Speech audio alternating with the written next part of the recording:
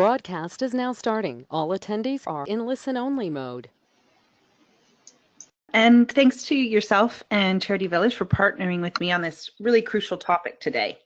It's one that is obviously creating a lot of excitement and a lot of worry in the nonprofit sector. So Marina, can you tell me how many people registered for this webinar? Yes, Leanne, we've actually hit a record for Charity Village. So we have like almost 4,600 people registered for this session today. That's incredible. Yeah, that is massive. Yeah. So, so part of the reason for saying that to everybody today is, it's not about me. I'm not quite that popular yet. It's about the topic, and I wanted to share that, and for Marina to share that, because often in self-care we kind of feel alone, and we feel like we might be the only ones not getting it right. And it's not true. As you can see, this is a hot topic, both for us as individuals in the sector, but also for organizations. So we're going to look at both of those today, but we're going to focus a little bit more on individuals to start. And my goal for this session is you're probably not going to learn loads of new stuff. There might be some reframing or a couple of new ideas you go away with, and that's awesome. But honestly, it's a reminder for us to commit to ourselves. So that's what we're going to focus a lot of our attention on. How do we do that? Okay, so who am I? Who's this woman talking to you about self-care? Well, I'm basically a lifelong helper type. I started volunteering at the age of 8, and I've spent all of my career pretty much in the nonprofit sector. I was a frontline practitioner for many years, and I've been an executive director for almost 15 years.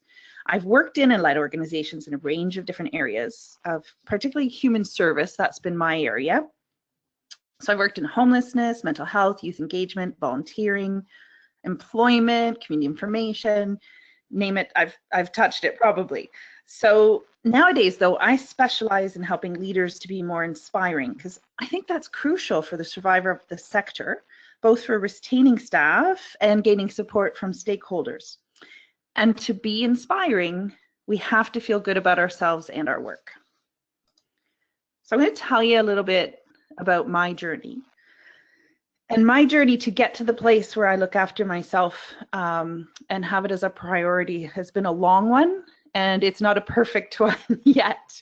And it will probably never be a perfect one, so just to say that. But I'm hoping by doing this webinar today, it won't be as long for you. So I got my first real experience of burnout I was a street worker in Dublin, Ireland. Oh wait, not that kind of street work. I know what you're thinking, stop. No, my job involved going out between 10 p.m. and 2 a.m. on the streets of Dublin to engage and support homeless young people. Now, at that time, Ireland found it difficult to accept that youth homelessness was an issue. And on any given night in Dublin, there were a maximum of 12 beds available in the whole city for kids who were out on the street. Adding to that, young people had to go to police stations where social workers would choose the most vulnerable kids, which usually meant the youngest. And young people could stay for up to 3 nights. So what that meant, these were only emergency bed places, that meant there were only maybe 5 or 6 available beds on most nights. So there was literally nowhere for the other young people to go. At the same time in Dublin, there was a major heroin problem. So young people who could not find accommodation would often eventually end up using or dealing or both. And in order to use, the young people had to earn money, and they weren't working 9-to-5 gigs. So it was the saddest situation I've ever worked in. And, previously I'd worked in a night shelter in the center of London, England. I mean, that was hard stuff, but this was heartbreaking. I was working with 12 to 19-year-olds who had nowhere to go during the night. And they were continually stuck in this cycle of addiction and vulnerability. I tell you, I went to probably, I think it was at least 8 funerals that year of young people, or in the 2 years I worked there. I was sad and angry all the time, and angry at the system, like, this isn't right, but I had nowhere to put that. And so what happened was I started not looking after myself well. I stopped caring about my appearance. I didn't take breaks. Sometimes I didn't even take holidays because I felt like it was my duty to be there for those kids. It was only when my back went, and it really went, I ended up in an ambulance, having to go to hospital. I'll tell you, Irish nurses at the time weren't that sympathetic. But anyway, that's a whole other story. But I had to take 6 months off work to heal. It was that bad. And so I rested, I exercised, I ate better. I took up painting and started studying again. I just focused on myself and healing. Eventually, I was ready to work again, but I couldn't face working or even living in Ireland at that stage. Every time I went out, the young people that I used to work with, they were out on the street, they were asking for cigarettes or asking for money. It was really heartbreaking. So we ended up moving back to England, and I took another job, and I kept on in the nonprofit sector, but that was the toughest job I've ever had. And what I didn't realize at the time, that I'd gone past burnout and into depression. And so that took a lot longer to heal than my back. Basically what happened was I essentially sacrificed myself for the cause, and I had to find my own way back to me. Now, your story of where you are at right now may not be as extreme, or it might be, because, you know, there's a lot of you here, a lot of you working in different ways in different sectors. But even if it's not as extreme as that, I wanted to share it as an example of where we can end up when we don't invest in our own self-care. The bottom line is we cannot be of service to anyone else if we're not well ourselves. So what does self-care actually mean? It's actually really, really simple. It means to care for oneself. And as you can see, this dictionary definition is super simple. But doing it when we work in the nonprofit sector is often not so easy. So, why is self-care important? Again, it might seem obvious that we need to look after ourselves, but we don't necessarily do it. And it's important in all walks of life. I know lots of people in different sectors who are stressed out, and you know, we've got fast times now, but it's even more important in our sector. And the reason why is because our work requires that we care. Whatever kind of nonprofit you're working in, you need to care about the cause and about the people that you serve.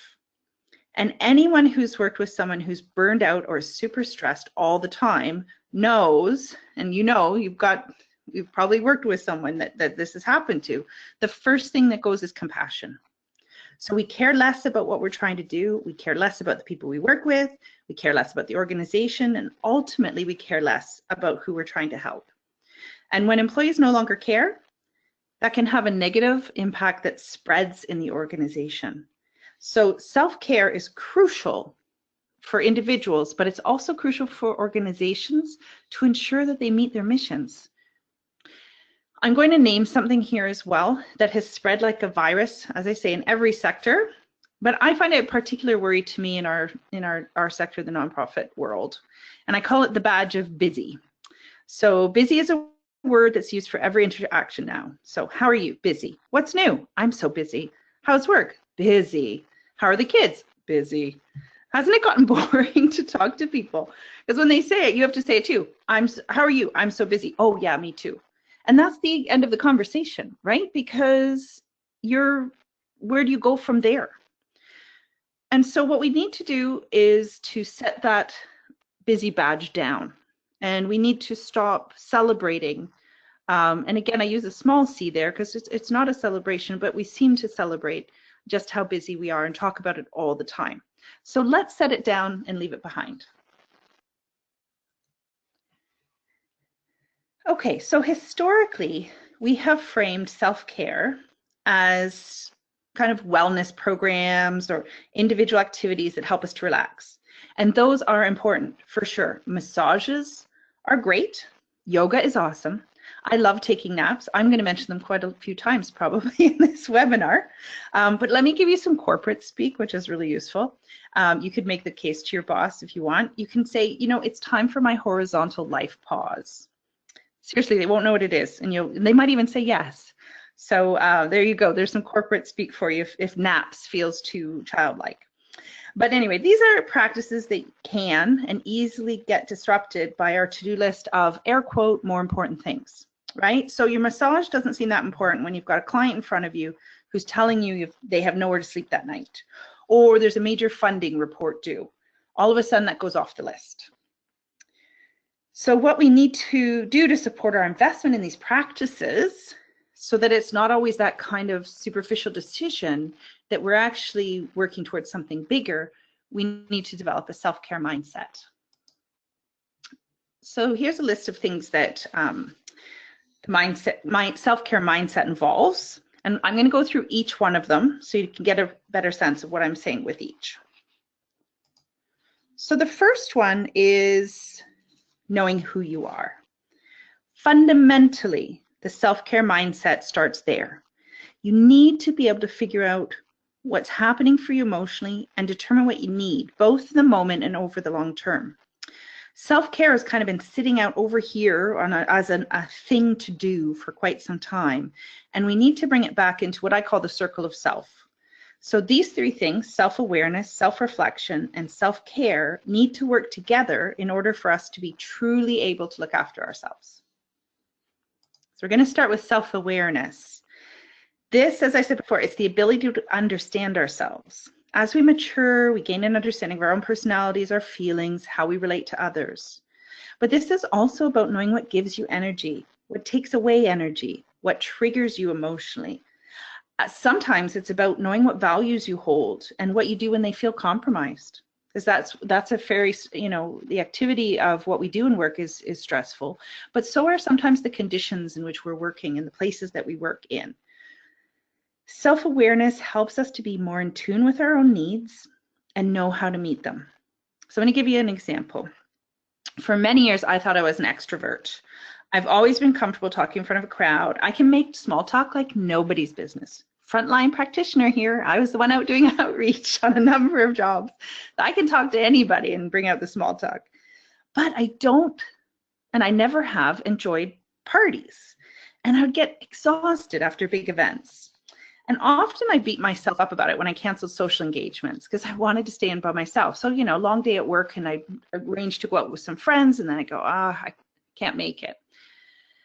But when I learned about introversion and about, extroversion, introversion, and this is just an example, but for me, it was like a big light switching on, because I didn't realize that when you're an extrovert or an introvert, that it's about where your energy comes from. It's not about how you behave necessarily. It's about how you get your energy.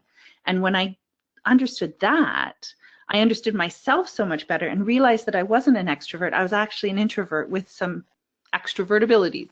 And so that helped me to understand who I was. And now I can make decisions about what I need more effectively. So for example, I like one-to-one interactions more than I like group interactions, unless I'm leading it. But I think that might be a control issue, and that might be a whole other webinar. So, but I know that time to myself and rest after a big group interaction are crucial for me. So I don't plan too much after I've done a training session, for example. Knowing who I am and what I need enables me to look after me and be mostly guilt-free about it. I still feel bad when I cancel things, so sorry to all my mates. But ultimately, those moments, I know that I'm doing it because I need it. So we're going to move on to self-reflection. Self-reflection involves the practice of checking in with ourselves. So how am I feeling? What is this reaction I'm having to what that person said? What's going on for me right now? Self-reflection helps us to better understand what's happening for us emotionally and gives us a little planning time to deal with things better. So setting aside time each day for a little bit of self-reflection, and you could go for a walk, you could sit in the park, at lunchtime, close your office door, close your eyes for a bit, maybe after a tough conversation. It's really important to turn everything off and everyone off for a little while and just listen to you.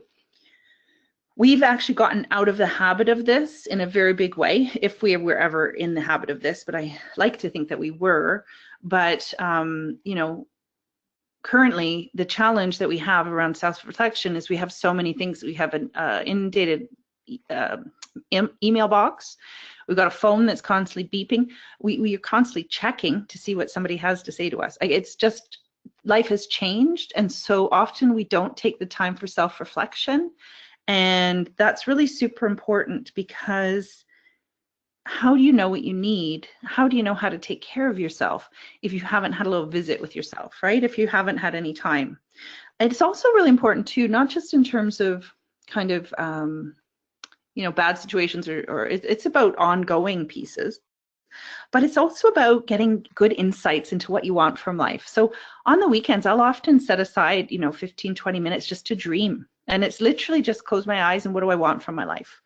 And it may seem like a luxury, but if it does, that means you need to do it more because you visiting who you are and what you want is going to help you better understand how you can look after yourself. And that's both in tricky situations, but also life in general. Okay, so self-reflections is also about checking in with ourselves about the bigger picture stuff. So life isn't this smooth sailing thing, right? Like things happen in our lives that impact us. It's not just about work. So even though we're talking about the nonprofit sector, life happens outside. So we have often challenging work in the sector, but we also have life events that impact us, and ongoing stress and challenging life or work events. Those things in the background might make us more likely to react in a deeper way than we might have before, right? So if we're living with a low level of anger and something happens at work, if we're not aware that we're living with a low level of anger, maybe we're having trouble with our partner, maybe, our child's teacher is terrible and causing us to stress all the time. Who knows? But something happens at work and then we snap and we overreact. So self-reflection on an ongoing basis to check in with yourself is super important. But what helps me is thinking about this as my iceberg. So if you think about having an iceberg, so if you look at the picture, the top part is what everybody sees, and the bottom part is what you're dragging along behind you that nobody sees. So when you overreact, they can't see the iceberg. They don't know what's there.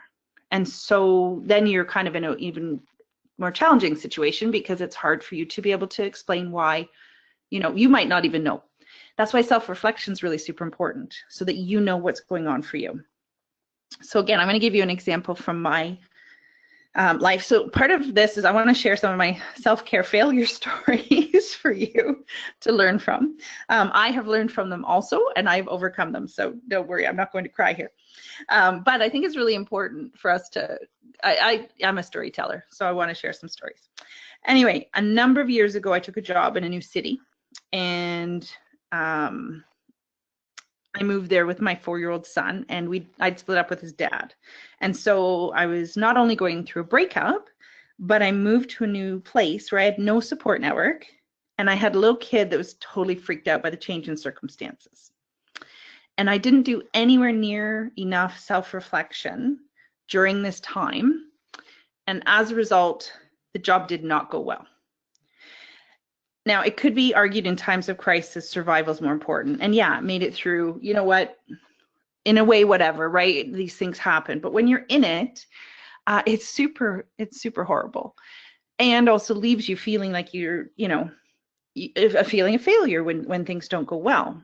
But what was happening was I was failing to make the connection between what I was feeling personally and how I was performing at and what I was feeling about my job. So I was angry a lot of the time. I was wandering around with a fairly big iceberg of anger and, stress. And then I couldn't communicate effectively with some key people. I had a board of directors, and I didn't have a lot of patience, let's just say it that way. And I was just angry, and I didn't put myself over well, and I wasn't necessarily making the best decisions. I still did a good job in a lot of ways, but it didn't work out in the end because I had not built up the relationships that I needed to. And I put that down to, my iceberg. I was dragging it around. It was a huge iceberg at the time. And so now I forgive myself for that, but I also make a point of checking in regularly on my iceberg. And again, it might sound a bit silly, but sometimes we just need a little analogy, and hopefully this will help you. It's like, okay, what is my iceberg looking like these days?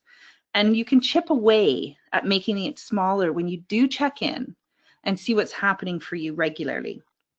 So what you're not doing is building up a reactive kind of anger, stress, whatever, that's going to erupt inappropriately in times when you don't need it to. And that's part of self-care too, because representing ourselves how we want to be seen in the world is looking after ourselves. But also, it's not necessary often for that to happen. And if it does, so be it, right? Move on, say you're sorry, move on, whatever. But for you, on a general basis, and for us as humans, if we know what's going on for us, we can handle ourselves better. Okay, so the next mindset piece is to focus on your big picture. When we are stressed on an ongoing basis, every little thing can have an impact on how we feel about ourselves, about others, about our work. You know, it's easy, right? We get set off easy. So it's really important for us to carry with us, and this is a mindset shift, because if we can shift from day-to-day drama to big picture, it can help us through those times of drama or times of challenge, because otherwise the little things start adding up. So for example, if your mission in life is to help seniors feel less lonely, and that's what you're working in, and you're like, yeah, that's my passion and that's what I want to do, you can focus on that when you're getting irritated by the little stuff around you, either at home or at work, right? Like you can just check in and kind of go, okay, this is irritating, but I'm still on track to help seniors feel less lonely. So making choices about who and what you'll do in your life that relates to a mission or to your mission is really super important. And a good question you can ask is, does this moment make a difference to my mission? If it doesn't, you can leave it behind. If it does, it's something to work through or work on or whatever, it's important. But if it's not, then mentally you can leave it behind. And by the way, just because we're nonprofit types doesn't mean we abandon big pictures for ourselves. We may not have a big passion or a big mission. That's a big misnomer, that somehow we all wake up and have a passion for something and we spend our life doing it. Sometimes that is the case. Sometimes we're taking on a job because it sounded good, and yeah, I like helping kids do this, or I like working with seniors, and that's cool, that's okay. But it is really important for us all to have a big picture of our own life. Because that is also what will carry us through challenging job situations or little things that happen at work. It'll help us build our relationships. So make sure you have a personal big picture for your life. And I'm going to go into artsy-fartsy world right now, and I'm going to tell you that creating a vision board has been really helpful to me. And normally I'm not crafty at all. I don't do this kind of stuff, but I went to some leadership training a few years ago at the Banff Leadership Center. By the way, if you ever, they do scholarships, so have a look at their site, and sometimes you get training. It's really amazing. But one of the things we did was created a vision board, and I found it really helpful to help me check in and see if I'm on track or if I'm getting distracted by things that don't matter. It's really easy to make. You get some pictures that tell the story of the things you want in life. You put them on a piece of paper and you put it on your wall. If you're super crafty, you can draw, use magazines, you can create a collage, that kind of thing. I'm not super crafty, so I just did it on the computer. But it's been really helpful to me in times of stress or indecision. So, you know, have a think about, what do you want from your life overall? And it's not about stuff. Just a little hint there. It's not about stuff. It's about how you want to feel. It's about maybe what you want to accomplish, or maybe what you want from life in general. So just a little tip, if you have a chance, create yourself a vision board and keep it handy so you can check in on yourself. It really helps move through the small stuff. Okay, this is where some of you may click leave in the webinar. I'm sorry. Please don't go. Hear me out. Hear me out. We need to check our martyr status in terms of our mindset and looking after ourselves. So how many times when people ask what you do they say, oh, aren't you wonderful for doing that? Isn't that marvelous? Oh, you must be so caring. Right? Like, it happens all the time, you know, to a point where I stopped telling people because I got a little embarrassed. It's just, oh my goodness. But it feels nice, of course. Of course it feels nice. And it's good to have that recognition. Add to that a continual slam at work all the time, helping others or fighting to protect the earth or whatever we're doing to make the world a better place. And it's really hard not to feel like a martyr, right? It's really hard not to feel like we are giving ourselves or sacrificing ourselves somehow. And I think that's particularly true on payday, when we look at our bank accounts and we see that all of that work and all of that effort and all of that emotional investment hasn't landed us a great big paycheck necessarily.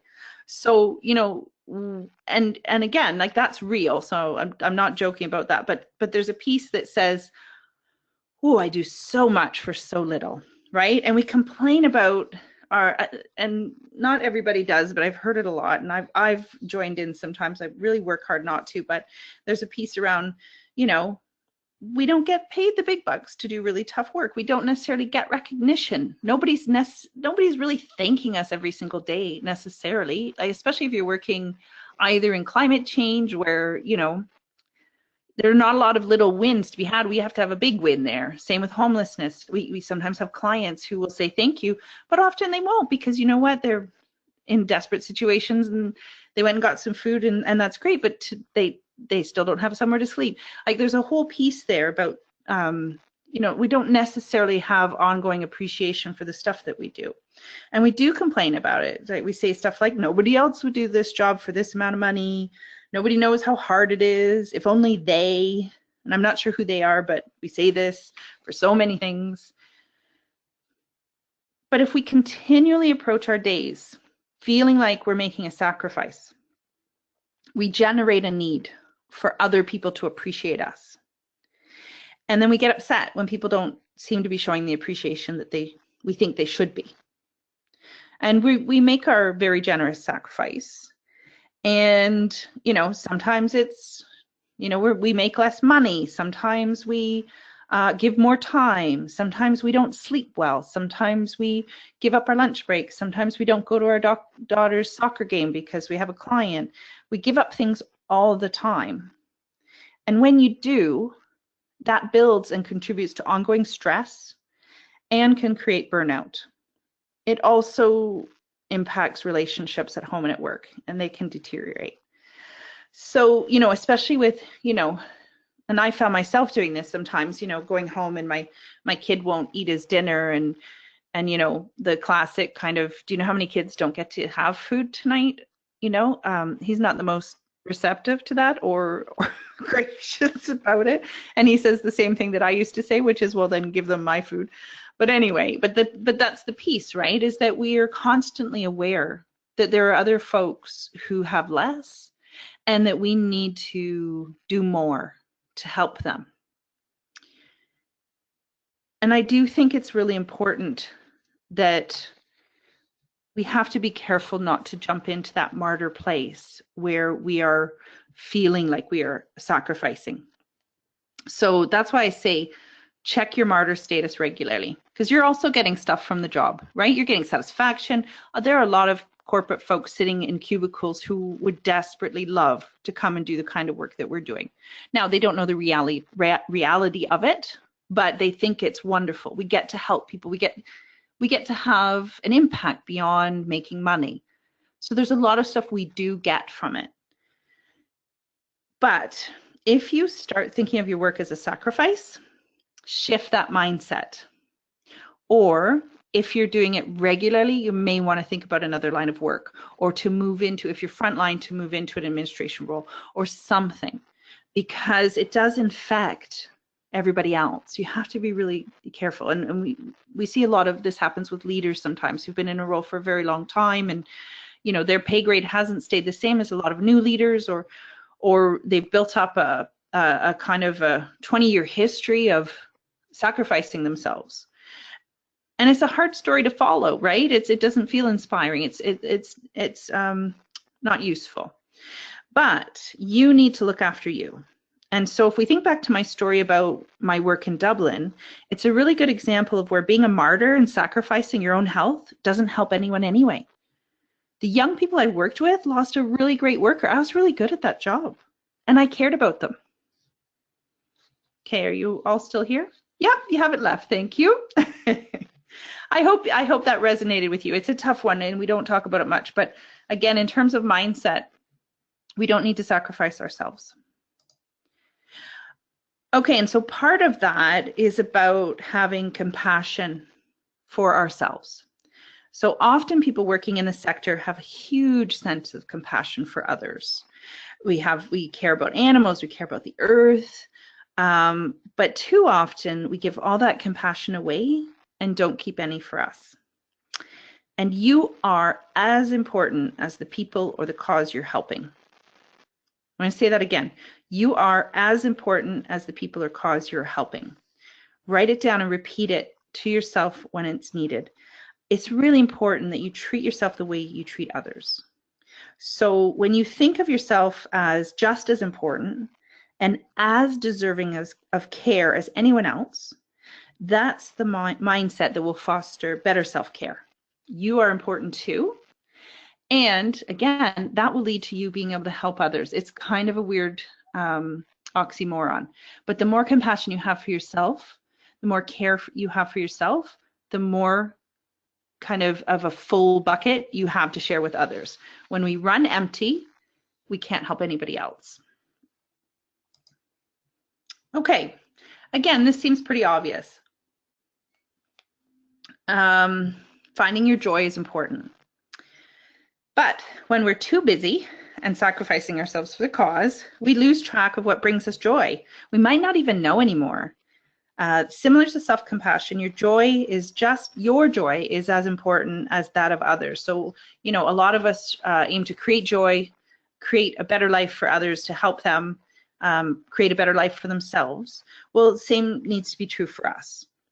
And the good news is joy doesn't have to be a big thing. It's finding the little things, the little moments, and treasuring them. Again, you know this already, I'm sure, but I'm just trying to remind us, because feeling joyful is one of the most important things we can do in our self-care, because it elevates our bodies, our minds, our hearts, it elevates our mood all the time. And like I said, it doesn't have to be big things. For example, I love watching my dog run and play with other dogs. We walk in the woods in an off-leash thing, and I listen to the birds, he runs around, and it's a moment of joy that I just hold on to. And to the extent that I do it now in the mornings, and I try and do it at night too. So again, I've gotten better in terms of trying to structure my day so I find those moments. So again, it's not a big thing, but you just need to take the time and make the commitment to look for it. I also suggest you need to do it at work. What gives you joy about the work that you do? If your answer is nothing, like seriously nothing, and you might say that jokingly, but if it's seriously nothing, it's time to go do something else. I know that's harsh, but we have 35 to 40 hours that we might be working, if not up to 50 sometimes. That's a long time to spend doing something where you find no joy whatsoever. It's a long time. So try and come up with a few things and write them down and try and do them more often. As a leader, here's a tip for leaders. I always ask people what they love to do, and I organize their workload around that. And guess what? They're highly productive and highly energetic. And so this is also partly why, as individuals, we need to know what our joy looks like within our work, because then you can advocate for doing more of it. It's really super important. Okay, now we're going to talk about some self-care strategies. So as mentioned earlier, self-care strategies are the practice of looking after ourselves, whether that's eating better, going to yoga, having horizontal life pauses. Remember this term, seriously, it's so good. It's about making a commitment to ourselves and bringing that commitment to life regularly. So having the mindset is super important, and then having the strategies in place and knowing what it is you're going to do to look after yourself is also super important. Because when we feel energized and refreshed and replenished, we do a much better job of helping others. So I liken the self-care strategies to putting on your oxygen mask first on the airplane. If you can't breathe comfortably, you cannot help anyone else. And that's a theme I know all the way through, but remember this part is for you to be able to be helpful and of service to others. Your comfort needs to be there. You need to be breathing and caring for you. So I'm going to talk about a few different strategies, but the fun is finding out what works for you. And or you already know it and commit to it again. There's never just one thing, by the way. Having multiple ways to look after yourself is important. So the first one is take timeouts. Timeouts are not the same as breaks. Breaks are important. And I would say that super important because we just don't take them anymore. Many years ago, I did smoke. Sorry, I'm coming out and saying that. But what I would do is, because I smoked, I would take breaks. So I would go out and have my break, and it'd be 15 minutes. I'd chat to my colleagues and take time out. And then when I stopped smoking, I stopped taking breaks because I didn't feel the need anymore. So they are super important, and please do take them. Even 15 minutes just to walk around makes a difference. But timeouts are self-imposed. I'm completely signing off and not thinking about work. And so timeout from work is, again, you need to clear the brain, need to clear your mind and do something else. So take a day off to read, take a week off, go for an adventure, or take a year off to learn photography. I know a number of people who've done these things. Some people actually take, and it's we have it for our teachers. After 5 years of service, they can take a paid sabbatical. Now they earn more than we do in the nonprofit sector, but you could think about an unpaid sabbatical, right? And again, luxurious if you have the money, all of that kind of stuff. I get it, but just throwing it out there that there are often options that we may not have thought about. And so taking a time out, like I say, whether it's a day, whether it's an hour even, but it's super important because when you do this, you go back to work refreshed. And so it does mean, and again, you already know this, it means not looking at your email, it means turning off talking to your colleagues, it means maybe not even going on social media. You're taking a time out just for you. And self-check-ins. Again, when we're super busy, running fast all day long, we don't do this often. Self-check-ins are super important when it comes to reflection and determining what you need.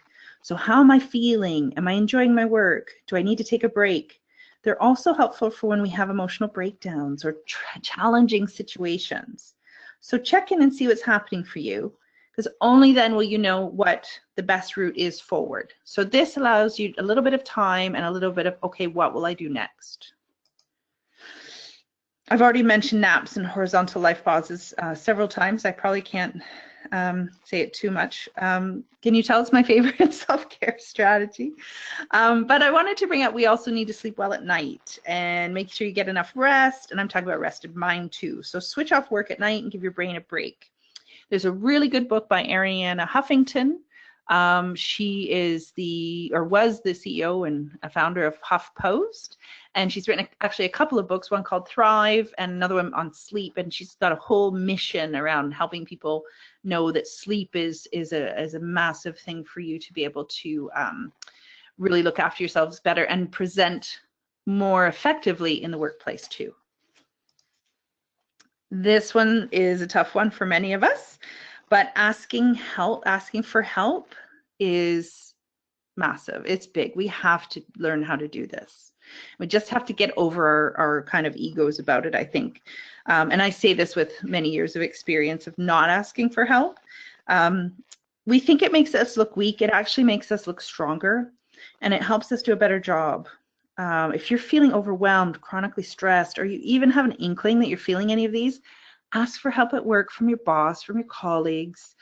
Sometimes you have access to benefits that have wellness services attached. It may also just be it may not be a massive thing. It may just be, I'm having trouble with this situation with a client, or I'm having trouble with this situation with a colleague.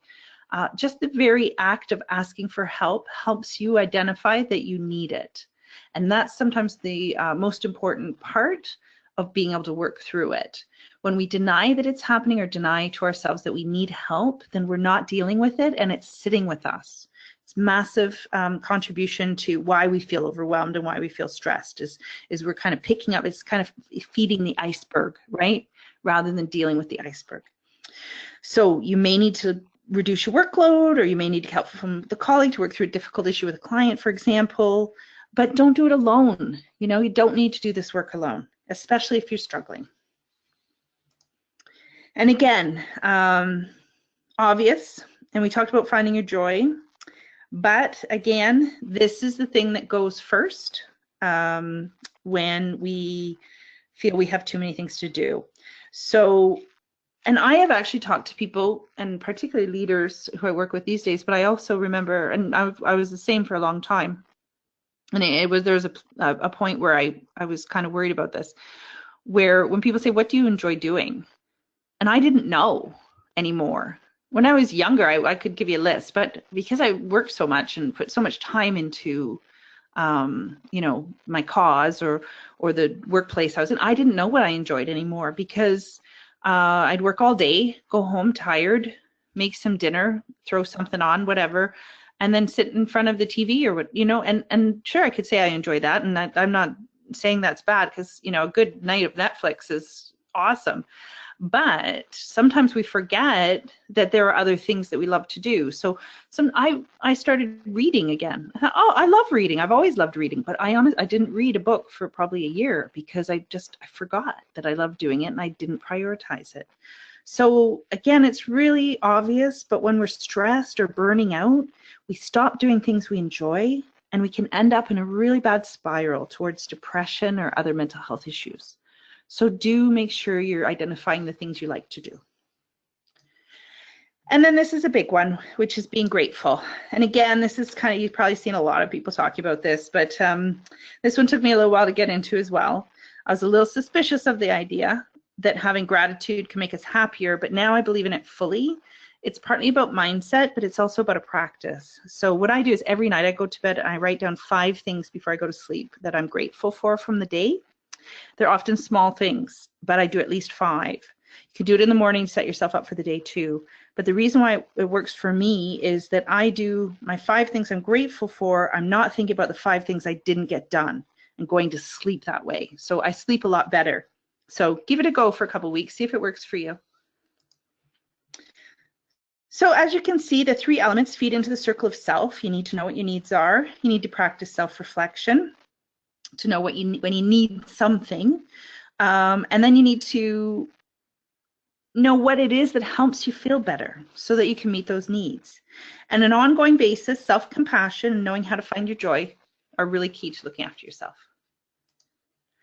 Okay, so I'm thinking some of you are going, well, that's all great, but what about organization? My organization doesn't even give me time.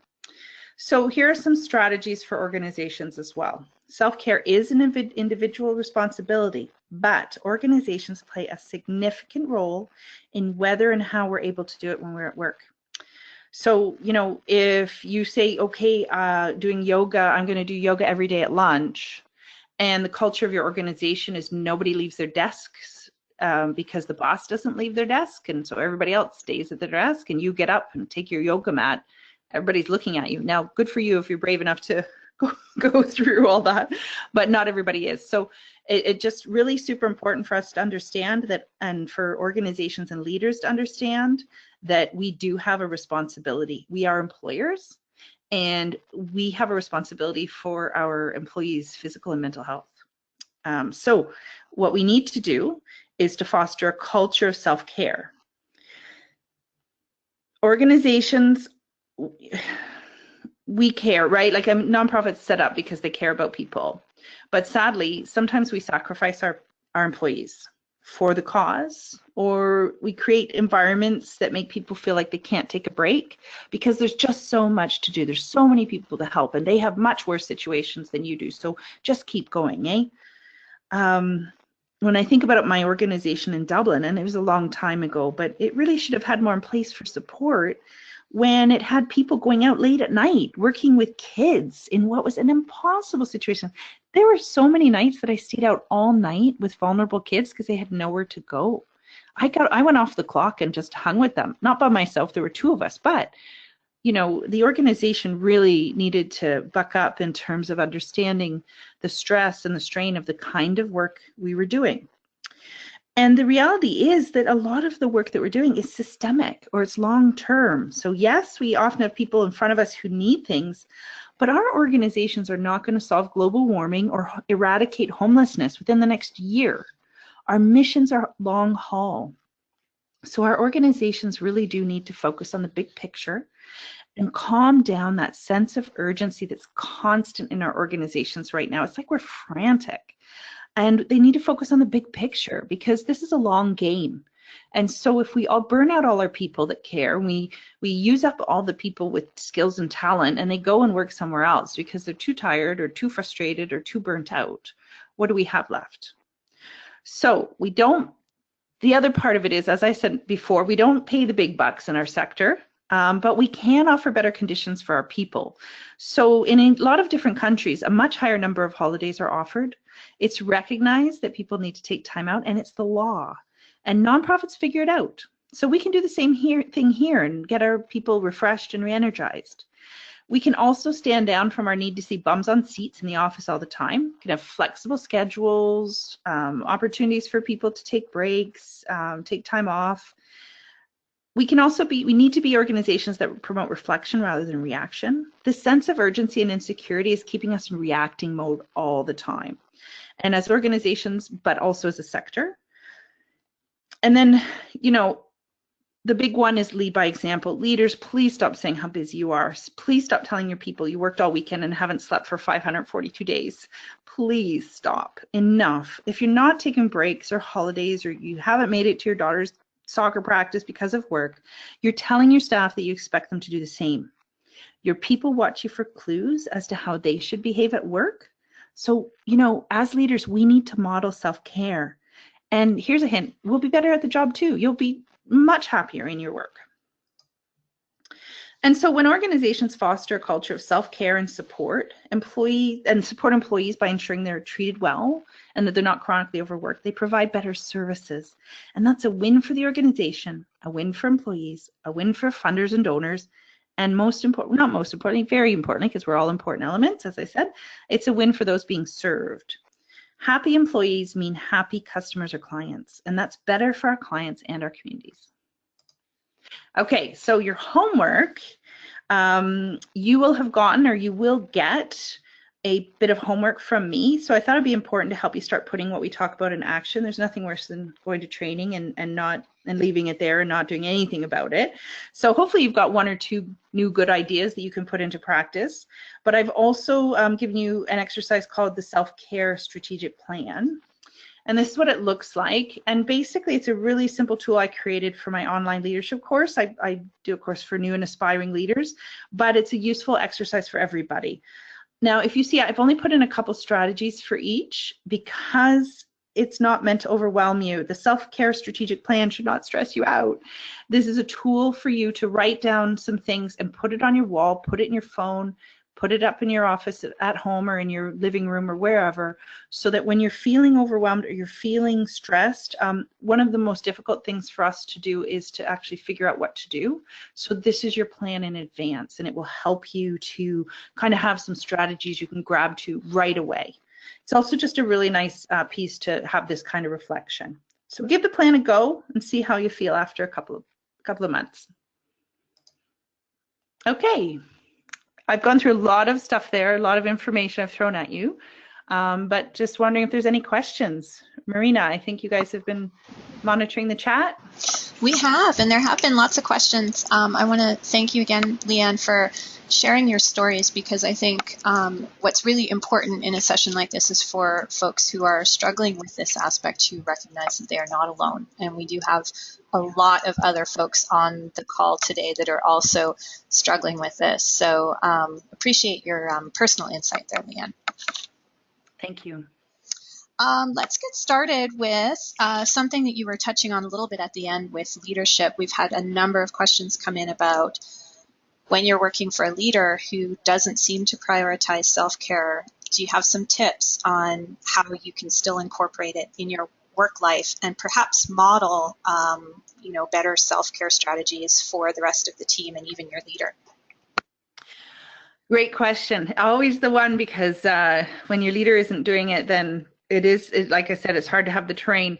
A couple of things. One is find a self-care buddy.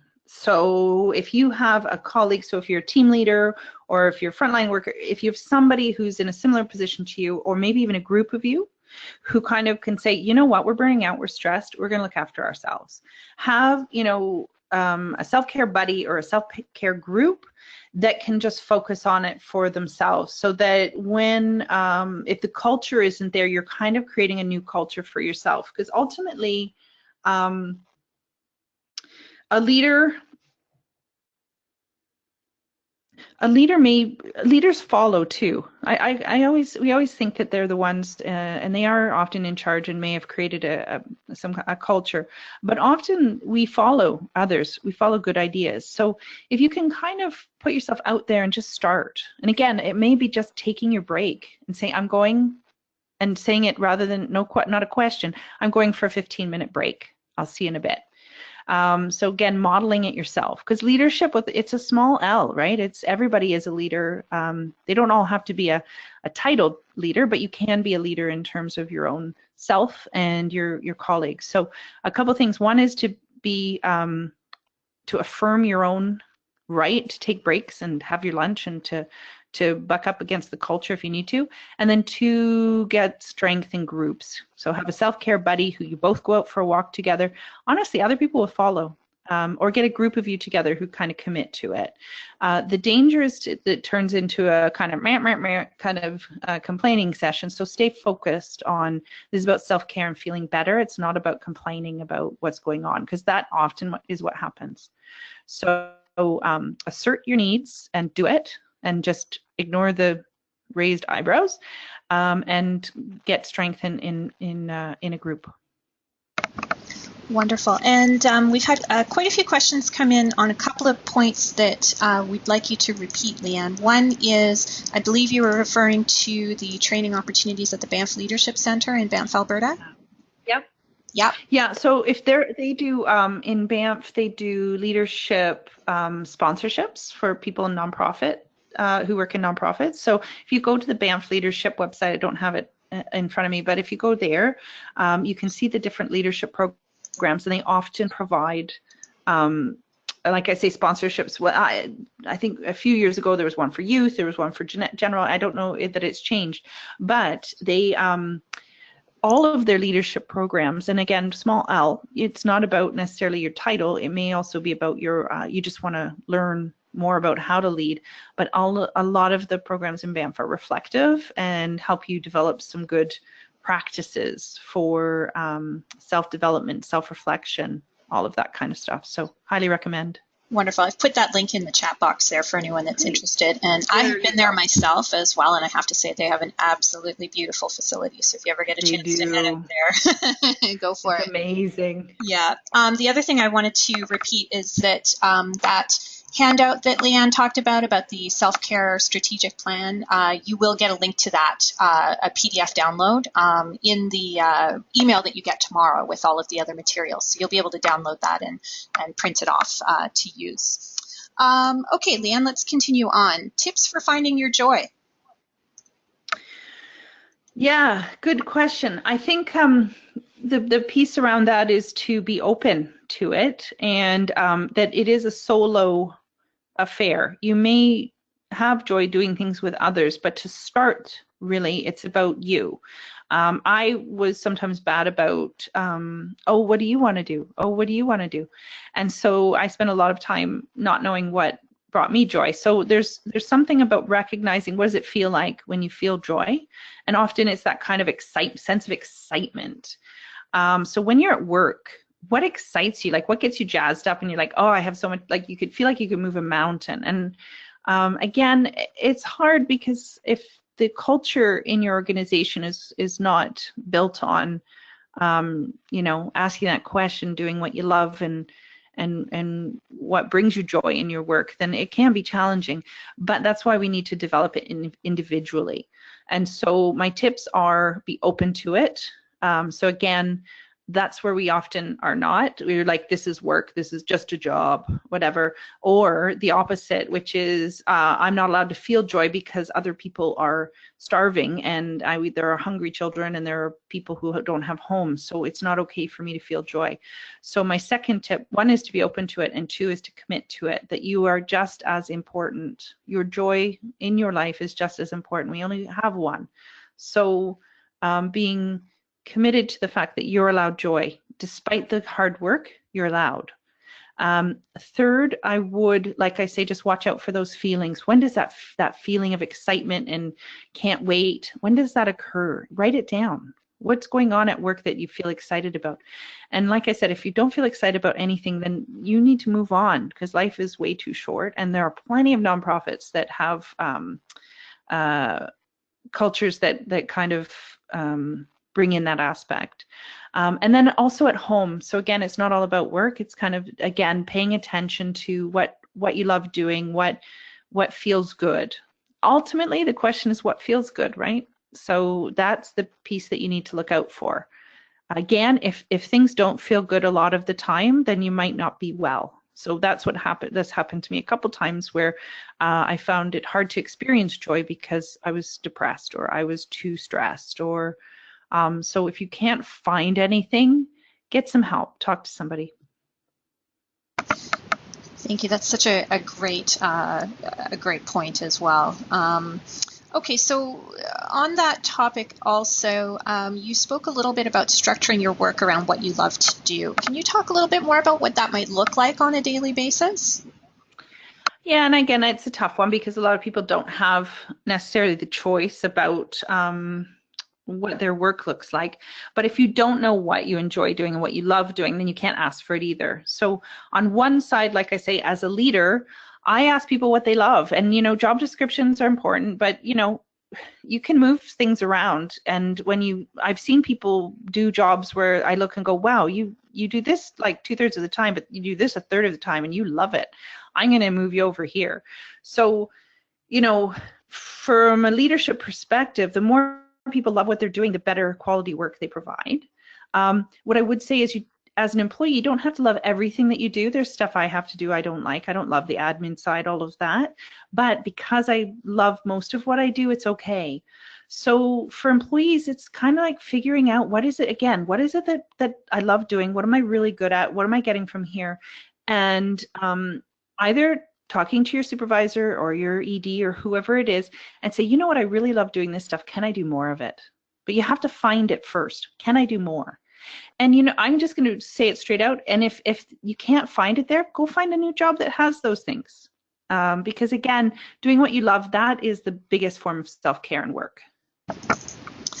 And we are running up on time, but we're going to just keep going for a couple more questions just so that we can fit in as many as we can here. So if you have to run, we are recording, and you'll get that recording tomorrow, and it will include the full Q&A. Leanne, how can we start reframing the martyr status? I think I'm just going to put up my thank you, because I see some folks are leaving. So I want to say thank you to you all for coming. And if you need to connect with me, here's the information. Not need to, if you want to. Happy to hear from you.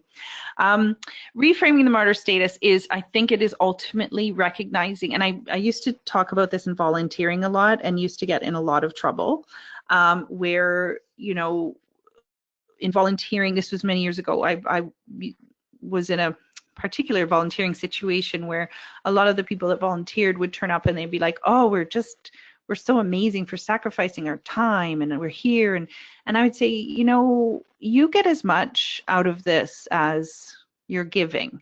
And yeah, I got in trouble for saying that, but it's true. And it's the same with this kind of work. We're getting as much as we're giving. And if we're not getting as much as we're giving, then we need to balance that out. And that's when the martyr status kind of, you know, comes in, because we're kind of like, no, now I'm sacrificing.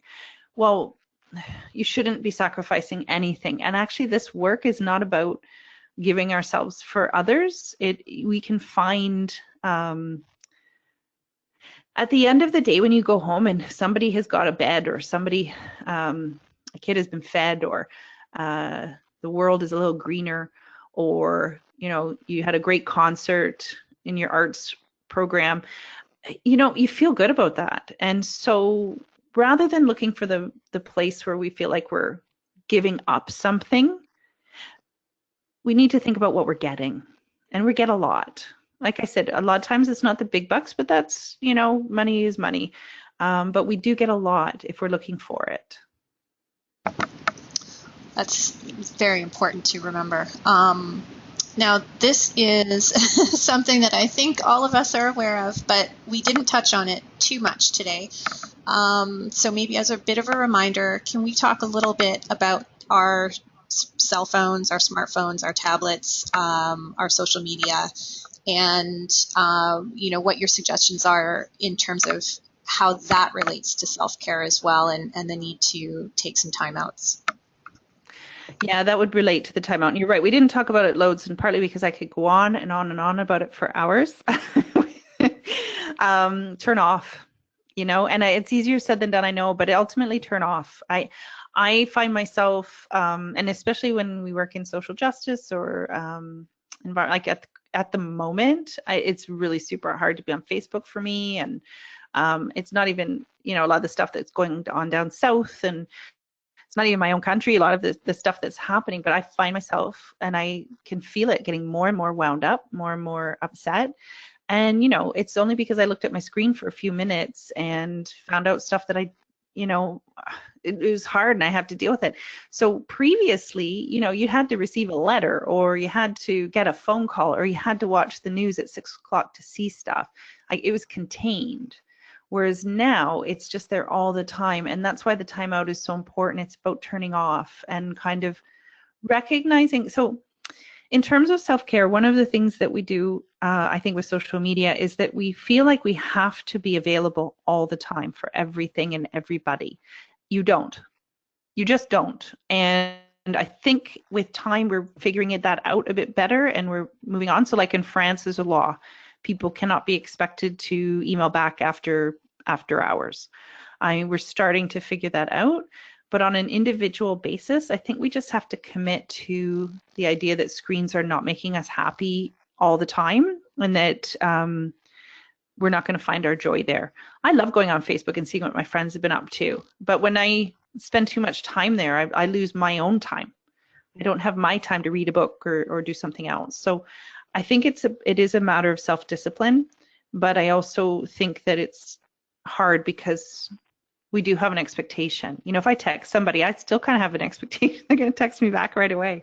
And I need to set that down too. So we need to also be kinder to others and kind of say, yeah, no problem. You're busy doing things you like. That's cool. So I think both, set it down and help others to do that too. Awesome. And our last question for today, relating to the iceberg. So when you notice that you're carrying around your iceberg, maybe you finally kind of get that self-awareness, what are some tips to get beyond that? Right. So I think just noticing it is one of the big things, right? And I would say, and this sounds a bit silly, but it's kind of like, how heavy is it? How big is it? And so if your iceberg's just little and you're like, oh, just these few things, you can live with that. You've got a great big iceberg behind you. You've got some stuff to work on. And so it's about thinking about, again, getting help if you need it, in terms of maybe it's therapy, maybe it's talking to others, but mostly it's about just recognizing what's there, because the iceberg grows without us seeing it, right? So, and just back to my example, so of course I was stressed. Of course I was upset. I had split up with my partner. I'd moved cities. I'd changed jobs. I mean, how much do you want to do to yourself at one time? So a little tip, maybe you don't want to do all those things at once. So prevention is doing things in a more sensible order, like I did not do. But life happens. So I think it's also the prevention piece. A lot of the stuff around this self-care will help prevent building the iceberg, which is literally the self-reflection part. Is massive, because it just, if we kind of nip it before it grows and we deal with it. So it might be a little, and I'm talking about the little stuff there, but if you've had a grief situation, or you've had something really terrible, or you've had an accident or things like that, your iceberg's gonna be big, and it's kind of accepting that and thinking about, well, how am I going to chip away at it? How am I going to help myself feel better? So continually looking for ways to identify what's happening for yourself, and ways to help you feel better will chip away at it. That's great. And I think certainly what you touched on before about never being afraid to ask for help, and in some cases maybe asking for professional help as well is exactly a good thing to do. So great. Well, thank you so much, Leanne. This was such an important topic, and I'm glad that we had you here presenting on this today. We had so many people join in, so it's clearly something we need to be talking more about in the sector. So thank you for being here. Well, thank you very much for the opportunity, and thanks everybody for tuning in and having the conversation. It was really fun. And before we sign off today, I just want to remind you all we are going to follow up by email tomorrow with the webinar recording. If you would like to, of course, you can share that with anyone that you like. We do make those publicly available, so feel free to forward that to any of your colleagues that you think might benefit from the presentation as well. There's also going to be a short survey that will take you less than 5 minutes to fill out, so please do complete that for us if you can. You'll have an opportunity there also to let us know if there's other topics you'd like to see covered in a future session.